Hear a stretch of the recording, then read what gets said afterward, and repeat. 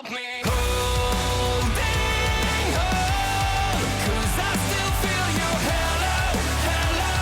I know that I'm leaving with ghosts.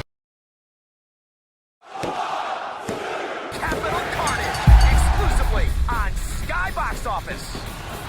The title of this one-time event is Capital Carnage, likely because it'd be super awkward for WWF to do another one-night-only event. Can you believe that Austin just broke the end of that shovel? Well, considering shovels have been known to break easily, it doesn't come as a surprise that Stone Cold Steve Austin could break it from a shot to the Undertaker's head. Intercontinental title on the line. Because Jim Ross took almost 40 seconds to begin welcoming us to Capital Carnage, he didn't have time to go through the match card before Gangrel started his entrance.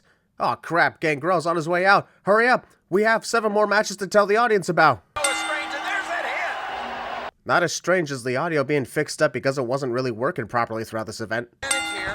Exchange. Al Snow has always wanted to get head, but he just got head in the way nobody ever wants to receive it. Look at this. Snow. Al Snow successfully connects a moonsault even with Gangrel trying to move out of the way. What are the odds that Gangrel was somehow in control despite what just happened? Well, that didn't take too long. Not even 10 minutes into the show and the first match is already over. And of course, victory due to outside interference is always a sin. This has got to be the coldest boiler room I've ever been in. Sorry for that, I may have snuck in there, disabled everything, and brought a few hundred bags of ice so that the boiler room would be freezing cold and ruin your segment. This tag team match involving the Headbangers against the Legion of Doom definitely had to be awkward for the fans in attendance since Mosh literally faced Draws in a dark match less than 30 minutes ago. Draws is hooking his own leg during this pinfall, or an invisible ghost haunting the arena could be doing that too. You're weird, not pretty. There's a lot of things Jerry Lawler is during his time as commentator for WWF, but pretty sure as hell ain't one of them. Good lord, nobody has had an eruption of pyrotechnics since the show started 20 minutes ago, and the smoke is still surrounding the arena, unless it's coming from something or someone else. Partner out, and there's a cradle. Wait a minute. Dang, Draws could have easily escaped that pin and he didn't even try. Gets rolled up and figures he's entirely screwed. Look at this. This post-match assault of Animal attacking Draws would look much cooler if the kicks weren't poorly executed. I can't be the only one questioning why the cameraman is shooting this interview sequence while on his knees. I know The Undertaker is tall, but Michael Cole absolutely is not that tall. These matches have 20-minute time limits, yet almost all of them refuse to go anywhere past the 5-minute mark, which in turn causes things to be rushed faster than Val Venis trying to cancel himself on social media. Hello, lady. Plot twist, no ladies showed up for this event and made Val Venis' catchphrase look like the funniest coming out moment in history. Make this shocking announcement. Previously on WWF, with Jim Ross talking over said flashback so that we have no idea what's being said. I know WWF likes to do the cinematic letterbox effect when Goldust makes his entrance, but this has got to be one of the smallest screens I've ever seen. I sure wouldn't watch a movie on a screen that little, especially with the small TVs of this era. Contest, and Val Venis goes. This cameraman is an idiot who can't even keep his camera on the action while he moves to get a better view. Watch it. Oh, man. I know, right? That throw into the steel stairs was so brutal that we couldn't hear a single bit of it despite being literally there. A scoop slam with authority. One single scoop slam and that's already enough for Val Venis to cower away in fear of Goldust. Wasn't the throw into the stairs or getting tossed out of the ring, it was the scoop slam. Furthering along the relationship. I think she's a Jezebel. Will you two shut the fuck up and call the action going on in the ring? It'd make the match somewhat tolerable since there isn't a lot of that tonight. And Goldust rolls through the cross. Val Venis' shoulder is off the canvas throughout this entire pinfall, further confirmed with Goldust's arm literally underneath it. Good thing Val kicked out, otherwise he could have gotten screwed by a referee that ignored the error. Oh no! Goldust is addicted, Val's Venis is, and knowing Goldust's character, that was only 5% unintentional most likely. Cradle, his weight on the shoulders. He got it! Okay, Val was pulling on Goldust's tights, but you mean to tell me that Goldust had no way of slightly moving his arms to the left or right to get his shoulders off the canvas? A small movement was made impossible? Oh, look out! Another post-match assault. The evil chairman, Mr. Vince McMahon. You have no idea. Consider yourself thankful. Hunter Hearst Hemsley. Pat Patterson is most definitely mispronouncing Triple H's last name on purpose because he mentioned it literally 3 times. Or was that supposed to be irony to the 3 H's in Triple H? Or was Pat simply trying to reference that 10-year-old movie Beetlejuice by saying the name 3 times? The Rock will go one-on-one with X-Pac. Impromptu match card changes. Special surprise. Is it the end of the segment? Because a boring segment lasting less than 10 minutes would be the ultimate surprise in this circumstance. Seriously, this segment goes on for 11 straight minutes with each one on the stage taking a turn to bore us to death and say a whole lot of nothing. And which barrel was smoking? What the fuck are we even doing here? We're 40 minutes into the show, rushed through 3 matches already, and now we got Shane McMahon attempting stand-up comedy for 5 minutes. I'm just gonna skip and give 5 sins. This being With all due respect, Tiger Ali's scene, we just went through 11 minutes of promos and haven't had much action going on tonight. Can we just cut to the match, please? Who turned on this bright spotlight for 5 seconds? Did Tiger Ali's scene call upon his ancestors like he said he would and they actually responded? This actually got slightly interesting. This was tough to focus on at times due to one camera angle being bright and the next angle being dark. We're going from day to night in seconds here. Edge is addicted to Tiger Ali's scenes. The referee somehow didn't see Tiger Ali's scene's legs on the ropes despite looking in their exact direction. Even if his main focus was on Edge's shoulders, he would still be able to see the legs due to the sudden change of movement on Tiger's part. Also, this match lasted about 2.5 minutes and went nowhere almost immediately. See, this is why you don't have over 10 matches on your 2.5 hour pay-per-view event. Nothing gets time to breathe, and it's over before the fans have time to enjoy anything. Matter of fact, here are 10 more sins. Aw man, it looks like every match is going to have a post-match assault, isn't it? If this keeps up for the rest of the card, I'll throw in another 50 sins. But if it doesn't, well, likely I forgot about the sin. We got 10 matches on the main card that mostly last 5 minutes or less, just so we can have enough time for useless in-ring segments that go absolutely nowhere for the immediate future. I get why Vinnie Jones is out here, but it's still a waste of time. From post-match assaults to pre-match assaults, although this attack from Jacqueline on Mark Maracle, when they're supposed to be mixed tag team partners, was kind of funny to watch. Still got a bad feeling that this will cause more dull action, but it is what it is. Boy, Christian definitely feels like he's in an awkward position given everyone is mostly after Mark Maracle while ignoring him completely. That includes Jacqueline. Jacqueline must be so pissed off at Mark Maracle that she forgot this is a mixed tag team match, not an intergender match. Once she tags in, Sable automatically enters per the rules. And yes, I checked first before writing this in. I don't see what would be so humiliating for Mark Maracle to get his trunks revealed since those are still a lot bigger than what the vast majority of wrestlers wear. Did you not see Jacqueline literally beating down Mark earlier, Jerry? Maybe that's why she wasn't there when he needed her. Something tells me that Mark Maracle got turned on when Christian yanked his pants down earlier and wanted it to happen a second time. You creep. In addition to many post-match assaults every match, it seems like someone always gets their junk hurt in some capacity at least once per match. This is a very weird show for the wrong reasons. That's not logically possible.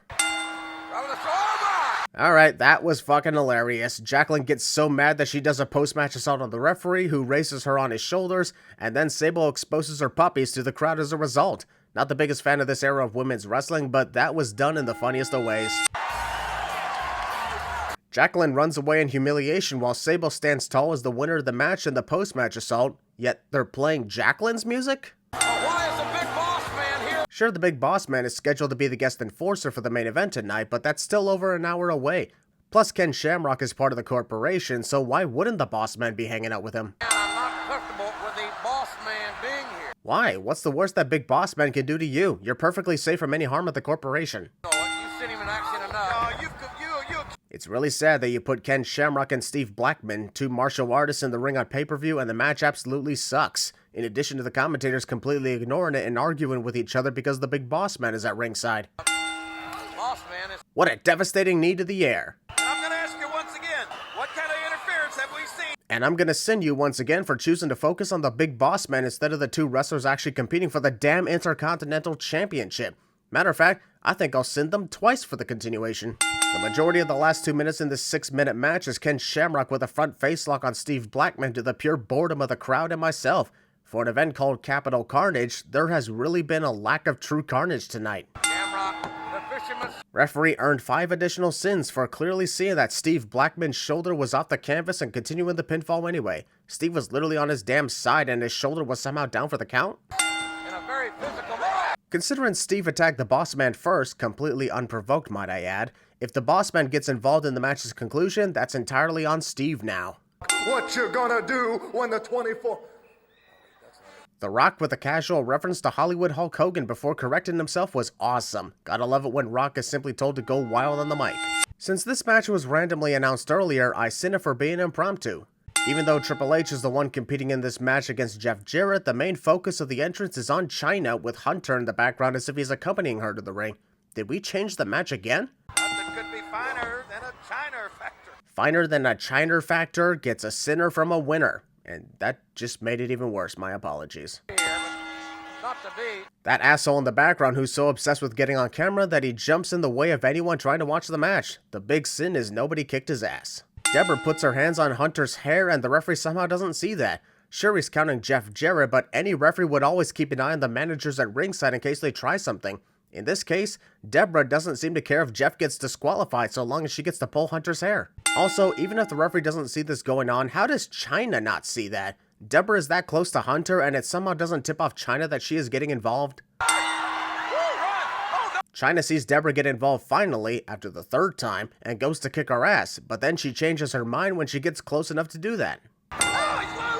What, is there an earthquake going on here? You can't tell me that the camera is shaking because of the audience, as literally nobody is moving from their seats during this sequence. The referee has to restrain China. The referee prevents Chyna from attacking Deborah, and that somehow stops the ninth wonder of the world. Couldn't Chyna just drop from the apron and continue her pursuit of Deborah from there? The referee did all he could to prevent Chyna from getting involved, but when Deborah is literally in the ring seducing Triple H, he does nothing about it and enjoys the show. What an asshole. That's all I got to say, so you can take your little ass out of here because I'm getting tired of you. Stone Cold Steve Austin. Sad to think about, but this flashback sequence of Mark Henry's date with Chyna causing a bar rib brawl is far more entertaining than almost this entire pay-per-view event. The bell rings to begin this match despite the fact that the referee did not call for it to ring, nor are any of the teams ready. Hell, the referee is holding up the championships to confirm the title match, so what is the timekeeper thinking? Europe. He's the European champion. D'Lo Brown is not the European champion, Jerry. Sure, he did the tour around London earlier, but he's not the European champion. Currently, that's X-Pac, who's challenging the WWF championship. I suppose I can understand the confusion as everything has been random tonight. Almost a full minute of D'Lo Brown hanging out on the outside of the ring debating about what to do with Mark Henry, and the referee somehow hasn't counted him out by now, or even started a count in the first place. We are more than halfway through the night, not one single match has been entertaining, and now D'Lo Brown is walking out after taking a few hits from Mr. Ass. I am really bored out of my mind here and wish to see at least one good match before the show ends. Watch your mouth there, potty mouth. What for? We're not in the PG era yet. We still got another 9 years to go before that is upon us. These soft kicks that barely graze Mark Henry at all are somehow affecting him and depleting his energy. I guess the WWF production team couldn't get a new image graphic replacing Triple H with X-Pac and had to go with The Rock fighting himself for his own WWF championship tonight.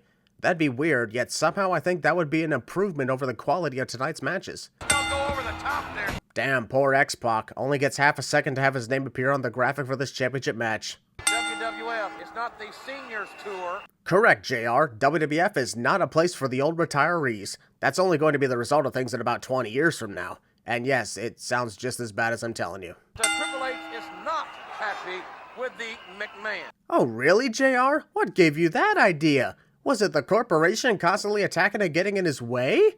Or was it Hunter getting thrown out of tonight's WWF Championship match at the last second while the show was in progress?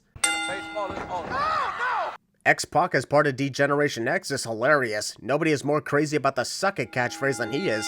The Rock is in trouble. X-Pac may be more powerful than Vince McMahon initially believed him to be. He managed to kick The Rock out of the ring with the most devastating kick to the air I've ever seen. Maybe he's just as excited for the new Star Wars prequel movie coming out next year as I am. I heard Jar Jar Binks is going to be the biggest star of the entire saga. Just watch, I'm always right. Cowardice. Why is X-Pac just standing in the ring allowing The Rock to walk away and get himself counted out? I understand that X-Pac wasn't originally going to be in this match, but you have a chance to become the WWF champion.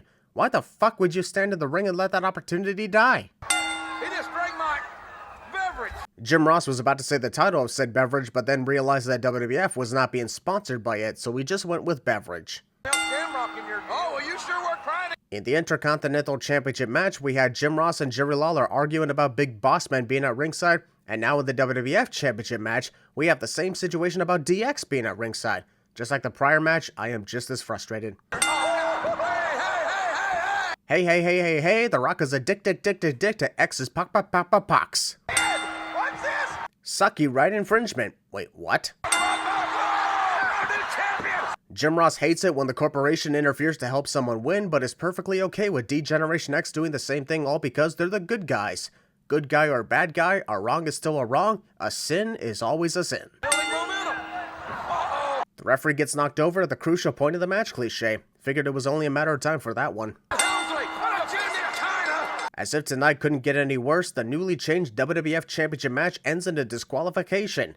Well, so much for that. Here are 10 more sins to add. Let's just hope the main event is better. Any first-time viewer would be confused on why this match is labeled as a Fatal 4-Way despite there being 5 wrestlers appearing on the graphic. It doesn't even try to let the viewer know that the Big Boss Man is the guest enforcer of the match and not a 5th participant. To announce yet a few changes. More changes because why the fuck not? This show was already doomed for disaster. Might as well continue that momentum of disaster. Fucking hell.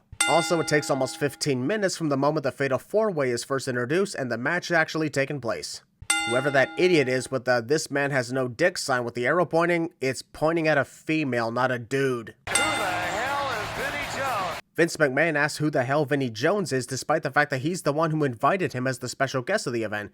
Yeah, kayfabe. But even in kayfabe, Vince McMahon owns the WWF, thus is the one who invites the special guests.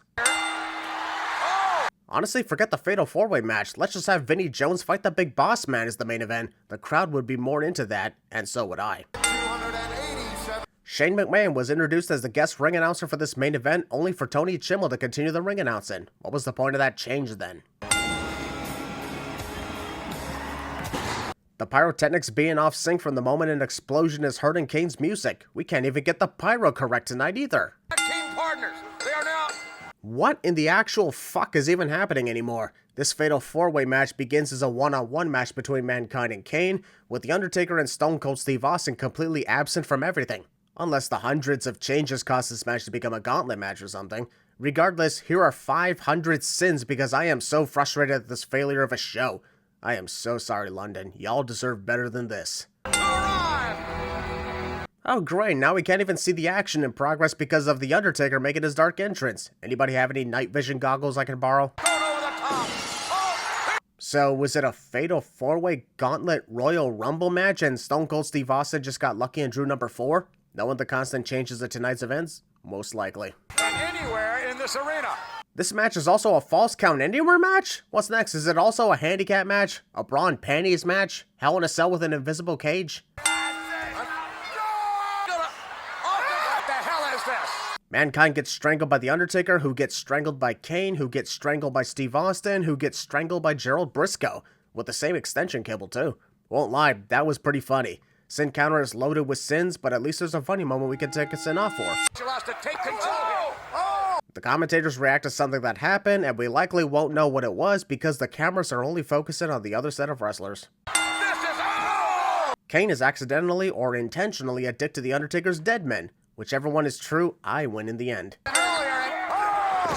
This scene of Mankind believing The Undertaker and Kane would team up with him just because they were beating down Steve Austin was hilarious. Instant rejection for Mr. Sacco. There's no referee anywhere. Isn't Big Boss Man the guest enforcer of this match? Why isn't he jumping into the ring to count the pin?